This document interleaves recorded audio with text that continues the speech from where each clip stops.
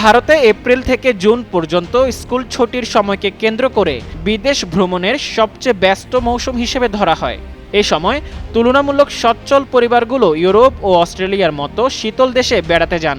এরই মধ্যে অপ্রয়োজনীয় বিদেশ ভ্রমণ এড়িয়ে চলার জন্য আহ্বান জানান ভারতের প্রধানমন্ত্রী নরেন্দ্র মোদী। আহ্বানের পর ভারতের ট্রাভেল শিল্পে উদ্বেগ তৈরি হয়েছে। শিল্প সংশ্লিষ্ট ব্যক্তিদের আশঙ্কা, এতে নতুন বুকিং আরও কমে যেতে পারে। বুধবার রয়টার্সের প্রতিবেদনে এ চিত্র উঠে আসে।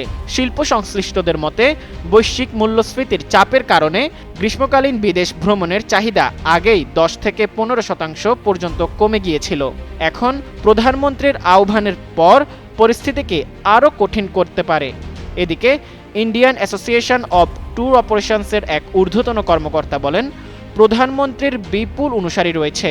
মানুষ অনেক সময় তার পরামর্শ খুব গুরুত্বের সঙ্গে নেয়, ফলে অনেকে হয়তো ভ্রমণ আগামী বছরের জন্য পিছিয়ে দিতে পারেন। অন্যদিকে ট্রাভেল এজেন্টস অ্যাসোসিয়েশন অব ইন্ডিয়ার এক কর্মকর্তা বলেন, সরকারের এই আহ্বানে দেশীয় পর্যটন বাড়ানোর চাপ বাড়তে পারে, তবে দেশীয় পর্যটনে লাভের পরিমাণ তুলনামূলক কম, যা সাধারণত একটি ট্রাভেল এজেন্সির মোট ব্যবসার মাত্র 1/5। বিশ্লেষকরা বলছেন, ইরান যুদ্ধের প্রভাবে জ্বালানি সংকট ও বৈদেশিক মুদ্রার রিজার্ভের উপর চাপ কমাতে মোদি এই আহ্বান জানিয়েছেন।